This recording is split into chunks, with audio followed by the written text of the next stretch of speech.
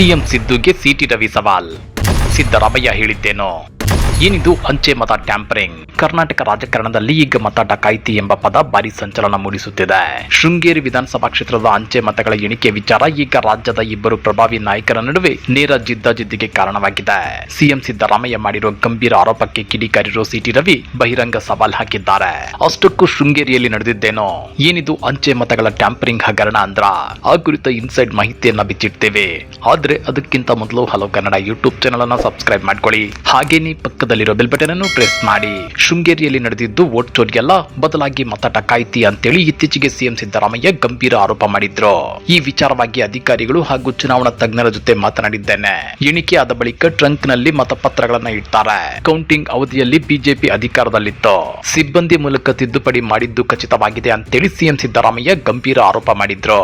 ಅಷ್ಟೇ ಅಲ್ಲ, ಕಾಂಗ್ರೆಸ್ ಪಕ್ಷದಿಂದ ಸುಧೀರ್ ಕುಮಾರ್ ಏಜೆಂಟ್ ಆಗಿದ್ರು. ಬಿಜೆಪಿ ಹಾಗೂ ಜೆಡಿಎಸ್ ಏಜೆಂಟ್ ಕೂಡ ಇದ್ರು. ಅವರು ಸಹಿ ಮಾಡಿದ್ದಾರೆ. ಹಾಗಾದ್ರೆ ಅಂದು ಬಿಜೆಪಿ ಏಜೆಂಟ್ ಯಾಕಾಗಿ ಪ್ರಶ್ನೆ ಮಾಡಿಲ್ಲ? ಮತ ಎಣಿಕೆ ದಿನವೇ ತಿದ್ದುಪಡಿ ಮಾಡುವ ಕೆಲಸ ಆಗಿದೆ ಅಂತ ಆರೋಪಿಸಿದ್ದಾರೆ. ಜೊತೆಗೆ 255 ಮತಗಳನ್ನು ತಿದ್ದಲಾಗಿದೆ. ಹಿಂದಿನ ಚುನಾವಣಾಧಿಕಾರಿ ಮಾನ್ಯ ಮಾಡಿದ ಮತಗಳು ಇವಾಗ ಹೇಗೆ ಅಮಾನ್ಯ ಆದವು?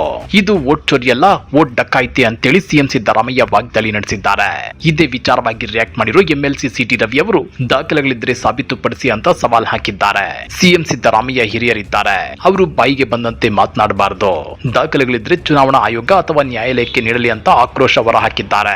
ಅಷ್ಟೇ ಅಲ್ಲ, ಯಾರೇ ಮತ ಡಕಾಯಿತಿ ಮಾಡಿದ್ರೂ ನಾನು ಸಹಿಸೋದಿಲ್ಲ, ಆದ್ರೆ ಸುಮ್ಮನೆ ಗಾಳಿಯಲ್ಲಿ ಗುಂಡು ಹೊಡೆಯುವುದು ಸರಿಯಲ್ಲ ಅಂತ ಹೇಳಿದ್ದಾರೆ. 2023ರ ಚುನಾವಣೆ ಮತ್ತು 2026ರ ಮರುಮತ ಎಣಿಕೆ ಫಲಿತಾಂಶಗಳಲ್ಲಿ ಸಾಕಷ್ಟು ವ್ಯತ್ಯಾಸಗಳಿವೆ. ಈ ಸತ್ಯಾಸತ್ಯತೆ ಬಗ್ಗೆ ನ್ಯಾಯಾಲಯವೇ ತೀರ್ಮಾನಿಸಲಿ ಅನ್ನೋದು ಸಿಟಿ ರವಿ ಅವರ ವಾದ. ಇನ್ನ ಈ ವಿವಾದಕ್ಕೆ ಪೆಟ್ರೋಲ್ ಸುರಿದಿರೋದು ಕೆಪಿಸಿಸಿ ಉಪಾಧ್ಯಕ್ಷ ವಿಎಸ್ ಉಗ್ರಪ್ಪನವರ ಹೇಳಿಕೆ. ಅಧಿಕಾರಿಗಳು ಮತ್ತು ಚುನಾವಣಾ ಆಯೋಗ ಶಾಮೀಲಾಗಿ ಬಿಜೆಪಿ ಅಭ್ಯರ್ಥಿಯನ್ನ ಗೆಲ್ಲಿಸಲು ಷಡ್ಯಂತ್ರ ನಡೆಸಿದ್ದಾರೆ ಅನ್ನೋದು ಅವರ ವಾದ. ಉಗ್ರಪ್ಪ ಕೇಳಿರುವ ತೀಕ್ಷ್ಣ ಪ್ರಶ್ನೆಗಳಿವು. ಡಬಲ್ ಎಂಟ್ರಿ ಮಾಯವಾಗಿದ್ದು ಹೇಗೆ? 2023ರ ಎಣಿಕೆ ವೇಳೆ ಎಲ್ಲ ಅಭ್ಯರ್ಥಿಗಳ ಎದುರೇ ಸಹಿ ಮಾಡಲಾಗಿತ್ತು. ಆಗ ಕಾಣದ ತಪ್ಪುಗಳು ಈಗ ಮರು ಎಣಿಕೆಯಲ್ಲಿ ಹೇಗೆ ಕಾಣಿಸಿಕೊಂಡವು? ಅಸಿಂಧು ಮತಗಳ ರಹಸ್ಯ.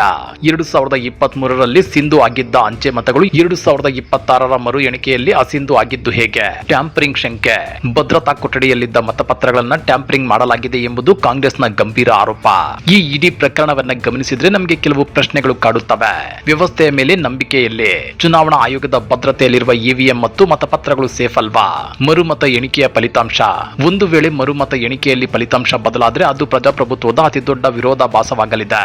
BJP versus Congress. ಇದು ಕೇವಲ ಶೃಂಗೇರಿ ಕ್ಷೇತ್ರದ ವಿಚಾರವಲ್ಲ, ಮುಂದಿನ ಚುನಾವಣೆಗಳ ಮೇಲೆ ಇದು ದೊಡ್ಡ ಮಟ್ಟದ ಪರಿಣಾಮ ಬೀರಲಿದೆ. ಸದ್ಯಕ್ಕಂತೂ ಶೃಂಗೇರಿ ಕ್ಷೇತ್ರ ರಾಜಕೀಯ ಅಖಾಡವಾಗಿ ಮಾರ್ಪಟ್ಟಿದೆ. ಹಾಗಾದ್ರೆ ಸಿಎಂ ಸಿದ್ದರಾಮಯ್ಯನವರ ಆರೋಪ ಸಾಬೀತಾಗುತ್ತಾ ಅಥವಾ ಸಿಟಿ ರವಿ ಅವರ ಸವಾಲು ಗೆಲ್ಲುತ್ತಾ?